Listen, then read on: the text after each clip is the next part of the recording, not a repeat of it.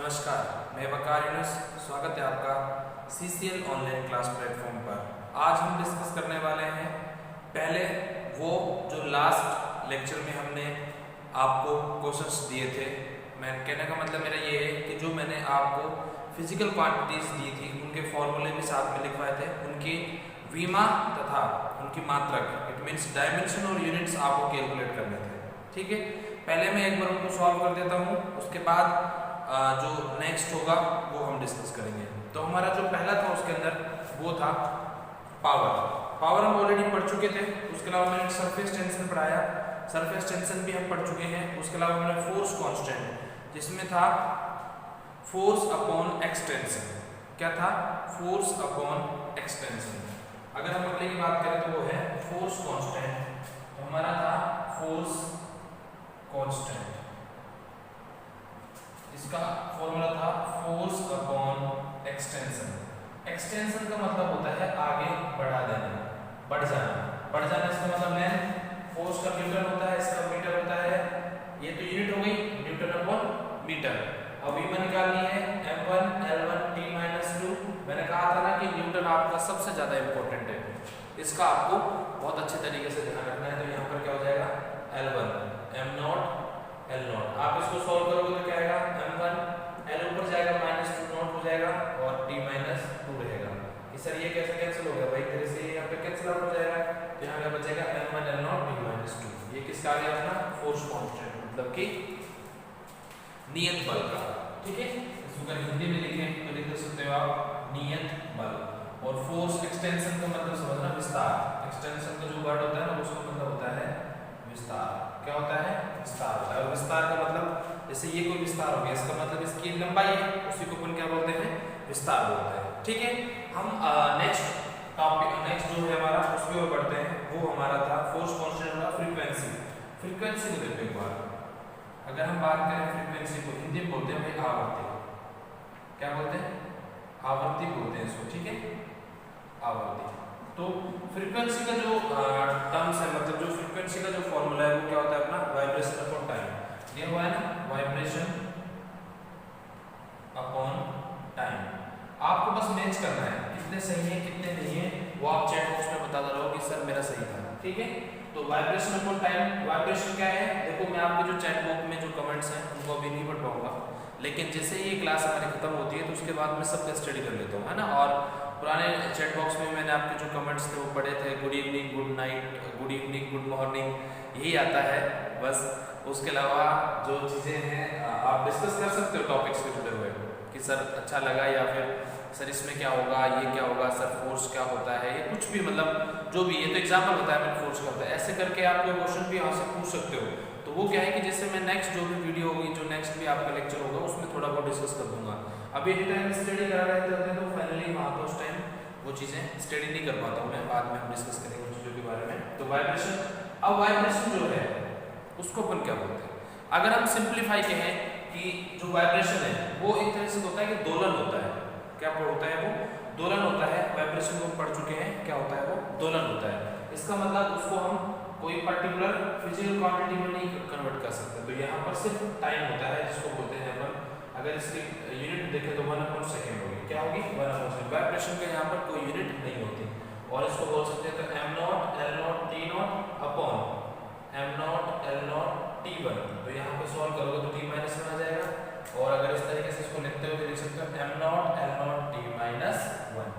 और इसके 1/2 सेकेंड को हर्ट्ज भी बोलते हैं। पढ़ा है ना आपने, मतलब कि जो आपने 10th क्लास में पढ़ा होगा या 9th क्लास में पढ़ा होगा, वहाँ फ्रीक्वेंसी को किसके नाम से जाना जाता है? हर्ट्ज के नाम से जाना जाता है, HERTZ, हर्ट्ज। सब हिंदी इंग्लिश तो कोई खास इनमें रिलेशन मुझे नहीं लगता कि आपको परेशान होने की बात है। बाकी मैं समझता हूँ कि दोनों चीज़ आपकी टाइम टू टाइम क्या होती जा रही है? क्लियर होती जा रही है। जो हमारा अगला था फ्रीक्वेंसी के बाद हम उसकी बात करें तो एंगल, आर्क अपॉन रेडियस का मैंने बता दिया था आपको, रेडियन। सॉलिड एंगल का मैंने बता दिया था आपको, कोई यूनिट नहीं होती उसकी, उसको हम सिर्फ रेडियन और स्टेरेडियन से हम उसको डिनोट करते हैं। उसके बाद एंगुलर वेलोसिटी थी, तो एंगुलर डिस्प्लेसमेंट अपॉन टाइम। अगला था हमारा एंगुलर वेलोसिटी। क्या था? एंगुलर वेलोसिटी, इसको बोलते हैं कोणीय वेग, हिंदी में बोलते हैं कोणीय वेग। ठीक है। एंगुलर वेलोसिटी का एंगुलर डिस्प्लेसमेंट आप ये जानते हो, एंगुलर डिस्प्लेसमेंट क्या होता है, कोणीय विस्थापन, ठीक है, अपॉन और टाइम ये आता है ना भाई v upon x upon t होता है ना, तो यहाँ पे एंगुलर कोएफिशिएंट होते हैं कोणीय विस्थापन टाइम, तो देख लो यार कोणीय विस्थापन क्या हो जाएगा मीटर के लिए यहाँ पे थीटा होता है, इसको क्या बोलते हैं थीटा अपॉन सेकंड, क्या हो जाएगा थीटा पर सेकंड, और जो थीटा की यूनिट होती है अगर हम उसके लिए बात करें तो वो होती है रेडियन, तो यहाँ पे हो जाएगा रेडियन पर सेकंड, क्या हो जाएगा इस थीटा को क्या बोल सकते हैं रेडियन, हमने पढ़ा है ये सप्लीमेंट्री यूनिट में क्या होता है रेडियन, तो क्या होगा रेडियन अपॉन सेकंड। अब रेडियन को अगर हम यूनिट्स में कन्वर्ट करना चाहें तो आप होगी सर रेडियन का यूनिट में क्या होता है, यूनिट का जो रेडियन है उसको आप सीधा इसी तरीके से कोई यूनिट नहीं होती, क्योंकि ये यूनिट किसकी होती है जो हमारा फिजिकल क्वांटिटी है, मतलब कि जो फंडामेंटल क्वांटिटी है, फंडामेंटल यूनिट्स है, मूल मात्रक पढ़े ना पढ़ने, वो जो फंडामेंटल यूनिट्स होते हैं उन्हीं के सिर्फ मात्रक होते हैं, उनके अलावा नहीं होते हैं, तो यहाँ पर बोल देंगे m not l not t minus 1, इस तरीके से हम इसका भी निकाल सकते हैं, ठीक है। अब हम बढ़ते हैं अपने नेक्स्ट की ओर, जो है हमारा angular momentum acceleration. Angular acceleration में वही आपको angular velocity upon time, angular velocity का टाइम का 1/t होता है, उसमें निकाल दोगे तो रेडियन सेकंड स्क्वायर हो जाएगा। इसका मतलब यहाँ पे अगर आप निकालते हैं एंगुलर एक्सीलरेशन का फॉर्मूला जानते हो ना, एंगुलर वेलोसिटी क्या हो जाएगा, एंगुलर वेलोसिटी में इसी में चेंज कर रहा है ना, कोणीय त्वरण हो गया, क्या बोलते हैं इसको कोणीय त्वरण, ठीक है। तो एंगुलर वेलोसिटी को टाइम, एंगुलर वेलोसिटी का देख लो यहाँ पे क्या हो जाएगा थीटा पर सेकंड का, मतलब रेडियन अपॉन सेकंड तो एक है ऑलरेडी, और सेकंड और नीचे जाएगा तो रेडियन अपॉन सेकंड स्क्वायर हो जाएगा, क्या हो जाएगा इसका radian upon second square, radian upon second square, और इसकी जो यूनिट होगी वो क्या डायमेंशन क्या हो जाएगा m not l not t minus 2, ठीक है। इस तरीके से हमने क्या कैलकुलेट कर लिया, कोणीय त्वरण कर लिया। उसके अलावा एंगुलर मोमेंटम है, इसमें होता है momentum multiply by perpendicular distance, तो हमारा जो अगला है वो है एंगुलर मोमेंटम, तो इसको हम ट्रेस कर लेते हैं और फिर से लिखते हैं क्या है अपना अगला एंगुलर मोमेंटम, ठीक है। हम उसके बारे में डिस्कस करेंगे। फॉर्मूले आपने नॉर्मली पढ़े होंगे, नहीं पढ़े तो कोई बात नहीं, फॉर्मूले आपको मैंने बता दिए थे, जो फॉर्मूले आपको बता दिए थे मैंने वही मैं यहाँ पे देख के लिख रहा हूँ, ठीक है। उनको अलावा और कोई चीजें मेरे पास भी नहीं है, सिर्फ आपको अगला क्या है एंगुलर मोमेंटम, तो मोमेंटम इनटू परपेंडिकुलर डिस्टेंस था ना भाई, एंगुलर मोमेंटम,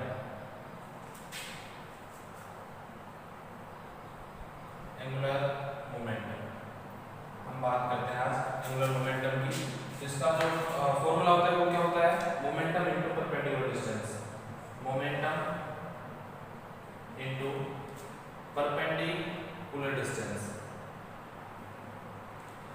परपेंडिकुलर डिस्प्लेसमेंट, ठीक है। सिंपल है, कुछ नहीं है, बस आपके लिए कि सर ये केवल कुछ अजीब से नहीं, भाई मैं बताऊं आपको कि जब आप पूरे चैप्टर को पूरी बुक को पढ़ोगे तो उसमें ये सारे फॉर्मूले किसी न किसी चैप्टर में यूज होंगे। अगर हम इसकी बात करें तो चैप्टर नंबर 7 में आएगा, वहाँ पे भी आप पढ़ोगे इसको कि चैप्टर नंबर 7 में इसका हम क्या स्टडी करेंगे वो वही देख लेंगे, ठीक है।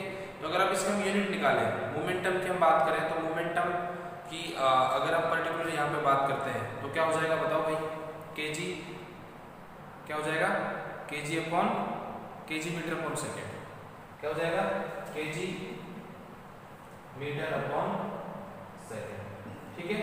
इस तरीके से हमेशा क्या कैलकुलेट कर लेंगे यहाँ पर, ये डायरेक्टली मतलब कि फॉर्मूला है, अपन अगर इसको ज़्यादा डिस्कस करेंगे यहाँ पर तो चीज़ें समझ भी नहीं आएंगी आपको, क्योंकि यहाँ पर अभी अपने वो चीज़ नहीं पड़ी, और मल्टीप्लाई बाय किसको हो जाएगा मीटर, परपेंडिकुलर डिस्टेंस को मीटर बोलते हैं, तो क्या हो जाएगा kg meter square upon second. अब सर ये मोमेंटम जब डेफिनेशन वहाँ पे पढ़ेंगे तो वो चीज़ आपकी वहाँ से क्लियर हो जाएगी, तो आपको ज़्यादा परेशान होने की ज़रूरत नहीं है, ठीक है। तो ये चीज़ छोड़ देना, बाकी और दूसरे मैं उनको छोड़ दूंगा जो ऐसे टफ है अपने को जो नहीं लगे, तो उनको क्या है कि जब अपन चैप्टर पढ़ेंगे तो वहाँ से वो क्या हो जाएंगे क्लियर हो जाएंगे, ठीक है। तो अभी यहाँ पे केजी मीटर पर इसका निकाल लो m1 l2 t-1, तो क्या सॉरी t1, तो क्या हो जाएगा m1 l2 t-1, ठीक है, हो गया ना क्लियर। उसके अलावा हम बात करें स्ट्रेस की, फोर्स अपॉन एरिया होता है, आप जान निकाल लिया होगा। स्ट्रेन की बात करें तो change in dimension upon change in original, कोई सी यूनिट ही नहीं होती है, ठीक है, वो यूनिट लेस होता है, क्योंकि डायमेंशन अपॉन ओरिजिनल डायमेंशन, तो डायमेंशन अपॉन डायमेंशन, तो अगर ऊपर कोई यूनिट है नीचे यूनिट है तो दोनों यूनिट कैंसिल हो जाएगी, तो क्या हो जाएगा वो डायमेंशन लेस हो जाएगा, यूनिट लेस हो जाएगा तो डायमेंशन लेस। टॉर्क का है force into perpendicular distance. Force आप जानते हो m1 L1 t-2 और डिस्प्लेसमेंट आप जानते हो क्या होता है L1। तो वहां से आप निकालोगे m1 L2 t-2। हो गया भाई, m1 L2 t-2 था, ठीक है। उसके अलावा प्लांक कांस्टेंट है एनर्जी अपॉन फ्रीक्वेंसी। तो एनर्जी आप जानते हो वर्क इक्वल होती है, फ्रीक्वेंसी का आपको पता है कि 1/t होता है, मतलब t-1 होता है। इसको सॉल्व करोगे तो आपका आंसर क्या जाएगा m1 L2 t-1, ठीक है। उसके अलावा वेवलेंथ डिस्टेंस इक्वल होती है जिसका मीटर होता है तो L1 हो जाएगा। Modulus of elasticity stress upon strain chapter number 10 में पढ़ेंगे 11वीं क्लास के, परेशान मत होना, वहाँ से बहुत अच्छी तरीके से समझ पाओगे। इसकी यूनिट होगी kg upon meter second square, kg upon meter second square. तो इसकी यूनिट क्या हो जाएगी m1 L-1 t-2, ठीक है। नेक्स्ट हमारा है moment of inertia. Moment of inertia का मास इनटू डिस्टेंस का स्क्वायर है, परपेंडिकुलर डिस्टेंस का स्क्वायर है। मोमेंट ऑफ इनर्शिया जड़त्व आघूर्ण बोलते हैं इसको, हिंदी में बोलते हैं जड़त्व आघूर्ण। तो परेशान होने की जरूरत नहीं है आपको, ये पढ़ोगे आप चैप्टर नंबर 7 के अंदर। उसमें है इसकी यूनिट होती है kg meter square upon second square, kg meter square upon second square, क्योंकि फोर्स की यूनिट आप निकाल लोगे और डिस्टेंस यूनिट आपको पता है। तो लास्ट में जो अपनी डायमेंशन आएगी मतलब विम आएगी वो आएगी m1 L2 t-2, ठीक है भाई। क्या होगा m1 L2 t-2। नेक्स्ट बात करें हम इलेक्ट्रिक चार्ज की, करंट इनटू टाइम। ये आप 12th क्लास के फर्स्ट चैप्टर में स्टडी करोगे तो वहाँ से इसकी यूनिट गुलाम आएगी और इसकी यूनिट आएगी a1 t1, डायमेंशन आएगी a1 और t1। हम बात करें next electric field intensity, force upon electric charge होगा, जिसमें अपन 12वें चैप्टर 12th क्लास के फर्स्ट चैप्टर के अंदर पढ़ोगे आप, force upon electric charge upon Q. वहाँ से हो जाएगा m1 L1 t-2 upon charge का a1 t1, तो वहाँ से सॉल्व कर लोगे आंसर आ जाएगा। Electric potential work upon charge class 12 के चैप्टर नंबर 3 आप पढ़ोगे, उसका डायमेंशन आप निकालने को तो जाएगी m1 L2 t-3 a-1, और capacitance charge upon potential chapter number 4 में पढ़ोगे, वहाँ से इसकी वीमा जो होगी वो होगी m-1 L-2 t4 और a1, ठीक है। और टेम्परेचर कांस्टेंट होता है इसकी वीमा क्या होगी ओनली k होगी। ये हमने कल स्टडी किया था जो लास्ट टाइम आपको बताया था। अब इसी के बिहाफ पे देखो अपन ने जो अब कुछ बच्चों को हो सकता है कि इनमें से कुछ चीज़ समझ नहीं आई, बिल्कुल हो सकता है। क्यों नहीं आई हो? क्योंकि अपन अभी पूरी 11वीं और 12वीं की फिजिक्स अपन ने नहीं पढ़ी है, आप बिल्कुल जीरो शुरुआत कर रहे हो। ये चीज़ें मैंने आपको टच कराई, आपको देखो अगर सब चीज़ें आपको इजी लगती हैं, सारी चीज़ें आपके लिए बहुत इजी होती हैं, तो फिर आपको ऐसा भी लगता है कि यार पता नहीं है तो बहुत सरल है। कुछ मन में खौफ भी होना चाहिए, और अगर मन में कुछ खौफ रखना है तो उसके लिए कुछ चीज़ें ऐसी भी लानी पड़ेगी सामने कि हाँ ऐसा हो सकता है। तो आने वाले समय में ये आएंगी आपके, जब आप क्लास लोगे लगातार तो यहाँ से ये चीज़ें भी आपको मिलेंगी, तब वहाँ से पता चलेगा कि यार ये हमने पढ़ी थी उस दिन, वहाँ समझ नहीं आई लेकिन आज समझ आएगी, क्योंकि ये आज हमने इसको पूरा डेफिनेशन के साथ इसके फॉर्मूले को पढ़ाया है, समझा है वहाँ पर कि एक्चुअल में इसका मीनिंग क्या होता है। अगर मैं ये समझाने बैठूँ तो अभी अपना ये चीज़ टॉपिक रखने के बाद अपन उस चैप्टर में पहुँच जाएंगे, तो अभी मैं इसको ज़्यादा एक्सप्लेन नहीं कर रहा हूँ। मैंने फॉर्मूले आपको इसलिए लिख के दिए थे कि वहाँ से आप आसानी से निकाल सकते हो, बस अपने को तो थोड़ा आइडिया चाहिए। जो आइडिया मिला अगर कुछ टफ लगा है तो बहुत अच्छी बात है, ताकि आप यहाँ से भी उन चीज़ों को सीखने का प्रयास करोगे, ठीक है। अब मैं एक तो अपनी तरफ से क्वेश्चन देता हूँ यहाँ डायमेंशन निकालने के लिए, कोई भी फिजिकल क्वांटिटी, कोई पर्टिकुलर फिजिकल क्वांटिटी जो फॉर्मूला है उसका एक रिलेशन दे देते हैं। मैं आपको क्वेश्चन दे रहा हूँ, ये आपको अभी करना है, ठीक है, और फिर इसके आंसर बताने हैं आपको। देखो भाई, वर्क इनटू डिस्प्लेसमेंट, डिस्प्लेसमेंट लिख दो फटाफट अपनी कॉपी में, और नीचे है टाइम, ठीक है। बताओ भाई इसकी मुझे पहले तो यूनिट बताओ क्या होगी। ये कोई फिजिकल क्वांटिटी है, ये हम सिर्फ एक्सरसाइज कर रहे हैं, क्या कर रहे हैं एक्सरसाइज कर रहे हैं, तो यूनिट बताओ पहले इसकी फटाफट करो। इसने कह दिया कि मैंने हासिल कर लिया, वो चैट बॉक्स में फटाफट कमेंट करना यस सर मैंने कर दिया है, और अगर कोशिश करना कि लिख भी पाओ, जल्दी होना चाहिए ना, फटाफट। आप अपना करते रहो, मैं अपना कर रहा हूँ, ठीक है। वर्क यूनिट क्या होती है जूल, डिस्प्लेसमेंट की मीटर अपॉन सेकेंड, जूल की यूनिट निकालो, डायमेंशन याद होनी चाहिए m1 L2 t-2। अब करो सर ये कैसे पता है, जूल वर्क होता है फोर्स इनटू डिस्प्लेसमेंट, यही होता है ना भाई। फोर्स का होता है m1 L1 t-2 और डिस्प्लेसमेंट होता है L1, तो m1 L2 t-2, m1 L2 t-2 multiply by mn meter है, मीटर को क्या बोलते हैं L1 अपॉन सेकंड, सेकंड में क्या हो जाएगा T1। सॉल्व कर लो भाई, क्या हो जाएगा M1 L3 और T माइनस ये ऊपर जाएगा -2 और -3, तो ये आ गया आपका आंसर। हो गया ना, मात्रक भी हो गया और विभव हो गया। अगला क्वेश्चन ले लो, ये प्रैक्टिस है, ये प्रैक्टिस के लिए करवा रहा हूँ मैं, यहाँ पे आप प्रैक्टिस कर लोगे तो फिर मजा आएगा करने में। अगला है फोर्स, आप तो लिखते जाओ फटाफट, फोर्स इनटू डिस्प्लेसमेंट, डिस्प्लेसमेंट विस्थापन फोर्स बल, ठीक है। और जो अपना नीचे लिख देना आपको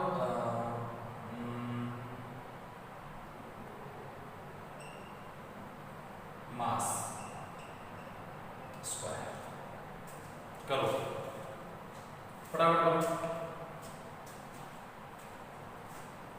आंसर जल्दी आने चाहिए। देखो अब यहां से स्टडी आपकी जो है वो प्रैक्टिस बेस है, अगर टाइम टू टाइम प्रैक्टिस करते रहोगे तो सच बता रहा हूँ आपको बहुत मजा आने वाला है। लॉकडाउन की स्थिति है, इस कंडीशन में हम चीज़ों को ज़्यादा लाइव नहीं पढ़ सकते, लाइव का मतलब कि फेस टू फेस नहीं पढ़ सकते, इसी तरीके से हमें ऑनलाइन लाइव पढ़ना पड़ेगा। और ऑनलाइन पढ़ोगे तो यहाँ से इस तरीके से अगर आप अपने आप कंसंट्रेट कर कर कॉपी पेन लेके बैठे हो किसी रूम में और पढ़ाई करने का सच में आपका मन है तो आप डेफिनेटली इसका आंसर दोगे, ठीक है।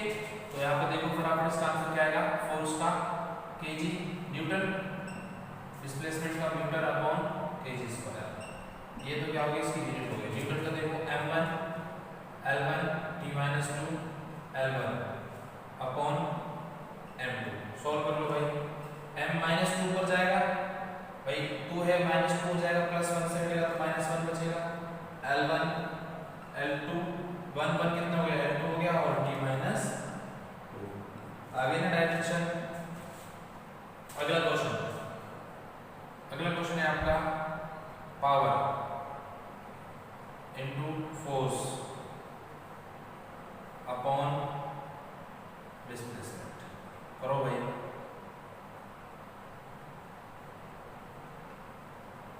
फटाफट, पावर शक्ति, फोर्स बल, डिस्प्लेसमेंट विस्थापन, यूनिट निकालो पहले तो, यूनिट निकालने के बाद डायमेंशन निकालो। प्रैक्टिस, सिर्फ ये प्रैक्टिस होगी यहाँ पर, अगर आप सही तरीके से प्रैक्टिस कर पाओगे तो सच में बहुत मजे आने वाला है, बस सच में बहुत आने वाला है। एक बार आप ट्राई करो अपने आप को, और अगर यहाँ से आप लगातार हमारे साथ लिंक कर जाते हो, लिंक का मतलब जुड़ जाते हो, तो मैं समझता हूँ कि डेफिनेटली धीरे धीरे, मैंने आपको जीरो से उठाना शुरू किया है। पहला लेक्चर जब हमने पढ़ा था वहाँ पे बिल्कुल शुरू किया था जीरो से, दूसरे लेक्चर में जब हम स्टडी कर रहे हैं, स्टडी की तो कुछ चीज़ें सीखी जो पहले लेक्चर से जुड़ी हुई थी। आज हम तीसरे लेक्चर में जब ये स्टडी कर रहे हैं तो पहले और दूसरे का इस्तेमाल अब इस तीसरे में हो रहा है। तो इसलिए मैं कहता हूँ कि अगर कोई बच्चा आज भी नया जुड़ा है तो वो पुराने जो 2 लेक्चर है उनको जरूर देखें। अगर वहाँ देखोगे तो ही आपको पता चलेगा कि इसका सही मीनिंग और सही समझ तभी आएगा आपको ये। अगर अचानक से आप कहते हो कि सर मैं तो तीसरे या चौथे लेक्चर में आता हूँ और उसके बाद आपको चीज़ समझ नहीं आती तो फिर परेशानी स्टार्ट होती है ना। तो अपने को भागना नहीं है, अपने को समझते हुए चलना है। भागने के लिए पूरा टाइम बचा है। अभी तो आप सिर्फ 11वीं क्लास में स्टार्टिंग कर रहे हो, अभी तो 11वीं पूरी पढ़नी है, फिर 12वीं पढ़ोगे, उसके बाद नीट और जेईई के सपने देखोगे आप।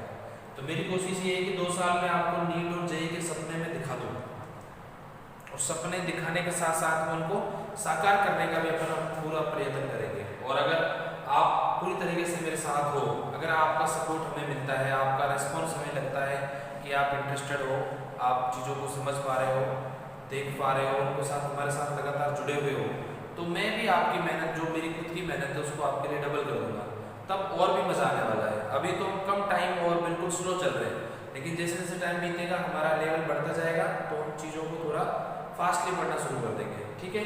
तो अभी हमारा पावर क्या होता है W/T, इसका मतलब W क्या होता है जूल, और T क्या होता है सेकंड, जूल पर सेकंड होता है। फोर्स का देखो न्यूटन होता है भाई, ठीक है।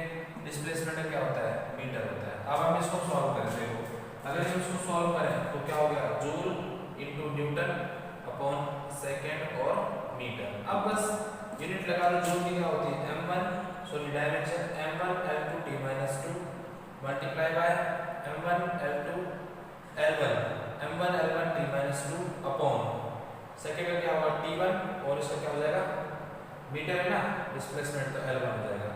अब सॉल्व कर लो इसको, पहले ऊपर वाला सॉल्व करो तो m2 l3 t minus 2 t minus t minus 4 upon यहाँ सॉल्व कर लो l1 t1। अब इसको सॉल्व कर लो भाई, देखो m2 इसमें तो कोई है नहीं, l3 है ऊपर जाएगा तो माइनस तो l2 बचेगा, एक कम हो जाएगा, t माइनस 4 ऊपर जाएगा माइनस 5 तो t माइनस 5 हो जाएगा। तो आपका आंसर आ गया m2 l2 t माइनस 5। ठीक है, तो आपका इस तरीके से जो हमने कोशिश की थी आपको ये सब समझाने की, प्रैक्टिस करवाने की, तो मैं समझता हूँ कि आपको यहाँ से और मजा आया होगा। चलो एक दो क्वेश्चन और देख लेते हैं, क्योंकि आपने वो मैंने पहले कहा है कि जितनी प्रैक्टिस करोगे उतना मजा आने वाला है। अगर आपकी प्रैक्टिस बढ़ती है तो आपको चीज़ें समझ आने लगेंगी, क्योंकि हमारा जो अगला टॉपिक है वो इन्हीं से जुड़ा हुआ है और यहाँ से अपनी चीज़ क्लियर हो जाएगी तो हम उन चीज़ों को आसानी से पकड़ पाएंगे। तो हमारा जो अगला क्वेश्चन है आपके लिए वो है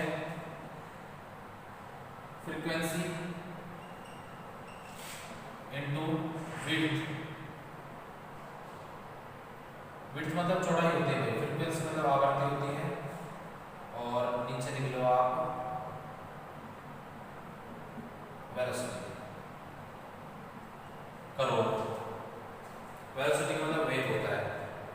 अगर आपको इस करने हैं तो पिछले पन्नों को फटाफट पलट लिया करो, अगर अभी सब याद नहीं है तो वहां से देख लिया करो कि सर ने फ्रीक्वेंसी क्या करवाया था। विड्थ का मतलब चौड़ाई, और चौड़ाई की लंबाई होती है, और वेलोसिटी का हमने क्या फॉर्मूला पढ़ा था, फिर उसकी यूनिट क्या पड़ी थी, वहां से फटाफट लिख के और सॉल्व करना शुरू कर दिया करो। करो जल्दी फटाफट करिएगा, तो आंसर्स कहेंगे आपके, मैं बता रहा हूँ आपको। उससे पहले फटाफट एक बार थोड़ा सा टाइम बोल देता हूँ मैं आपको, आप जल्दी से इसको करिए, फटाफट आंसर लाइए। आंसर जितनी जल्दी आएगा मजा उतना ही आएगा। आंसर चाहिए मुझे, फटाफट लेके आइए। और अगर आपको यहाँ पर इंटरेस्ट आ रहा है तो फटाफट थम्स पर क्लिक कर दीजिए, इट मीन्स लाइक बटन दबा दीजिए। नेक्स्ट देखो हम यहाँ पे क्या करते हैं, फ्रीक्वेंसी क्या होता है, हर्ट्ज होती है, यूनिट हर्ट्ज होती है, और विड्थ क्या होती है, मीटर। ठीक है भाई, और वेलोसिटी क्या हो जाएगी, मीटर पर सेकंड।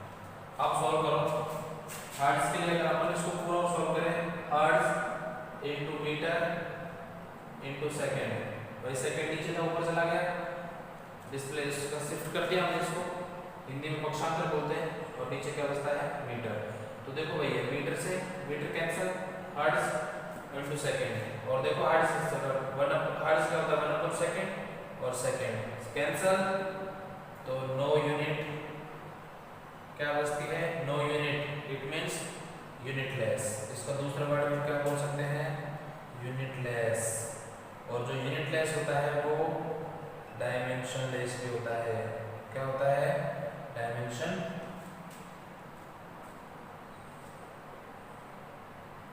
डायमेंशनलेस होता है। क्या होता है, डायमेंशनलेस होता है। क्लियर हो गया, इसका मतलब जो यूनिटलेस है वो डायमेंशनलेस भी है। ठीक है, अब हम बात करते हैं हमारे नेक्स्ट एग्जांपल की। आज हम एग्जांपल ही पढ़ेंगे सर, क्योंकि ये प्रैक्टिस हमें करनी बहुत जरूरी है। मैंने लास्ट टाइम भी करवाया था, लेकिन आज और प्रैक्टिस करते हैं, क्योंकि कल हम एक नया मतलब जो नेक्स्ट वीडियो होगा उसमें हम, जो नेक्स्ट लेक्चर होगा उसमें हम नया टॉपिक डिस्कस करेंगे। अभी हम इसी टॉपिक पर और प्रैक्टिस कर लेते हैं कुछ देर, क्योंकि अभी हमारे पास टाइम भी कम बचा है, शायद 5 to 7 मिनट्स बच रहे हैं आधे घंटे होने में। और मैंने अभी बताया कि स्टार्टिंग में सिर्फ बेसिक आपको आधा घंटे का होगा, ज़्यादा परेशान होने की जरूरत नहीं है, थोड़ा कम टाइम में अच्छा पढ़ लेंगे। देखो नेक्स्ट कोई भी ले लेते हैं हम, acceleration into velocity upon force, निकालो फटाफट, करो कैलकुलेट। एक्सेलरेशन मतलब त्वरण, वेलोसिटी मतलब वेग, और फोर्स मतलब बल। फटाफट आप इसका आंसर निकाल दीजिएगा। इसी आपके लिए ज़्यादा टफ नहीं है, अगर करोगे अच्छी तरीके से तो यहाँ से ये चीज़ भी आपकी आसानी से क्लियर हो जाएगी। फटाफट सॉल्व करो, आंसर चैट बॉक्स में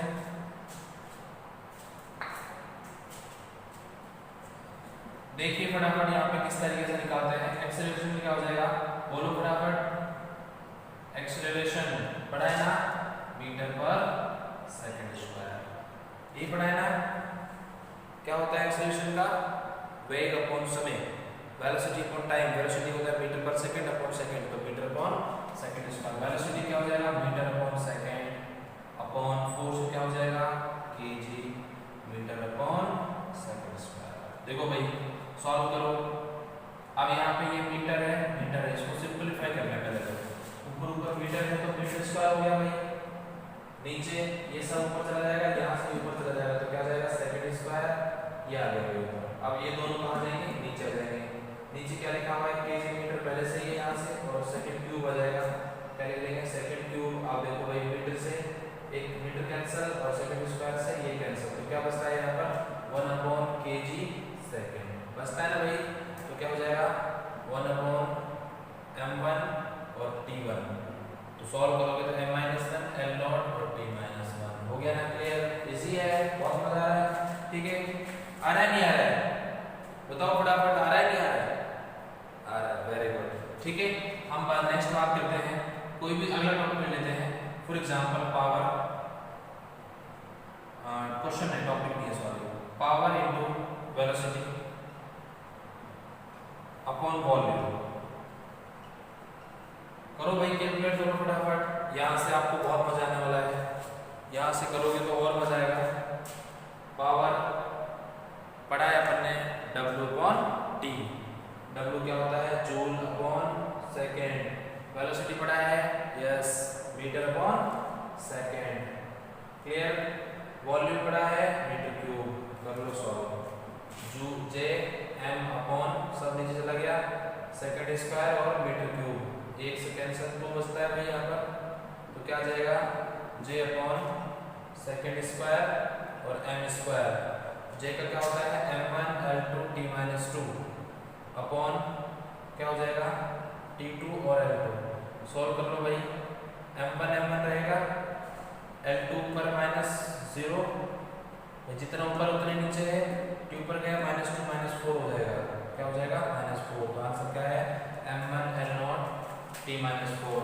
क्लियर, बहुत अच्छे तरीके से क्लियर हो गया। साथ साथ के साथ में चेक करते हुए चलो, मजा आने वाला है बहुत ज़्यादा। एक दो क्वेश्चन और कर लेते हैं, अभी टाइम है अपने पास, जितना प्रैक्टिस करोगे उतना ही मजा आएगा। ये बेसिक फिजिक्स क्या होती है, प्रैक्टिस की होती है, धीरे धीरे आप सीखोगे, धीरे धीरे चीज़ों को समझोगे, तभी तो आप आगे बढ़ पाओगे। तो हम अगला क्वेश्चन, अगला जो सवाल लेते हैं, अगला सवाल हमारा है थोड़ा सा बदल लेते हैं, डेंसिटी इनटू सरफेस टेंशन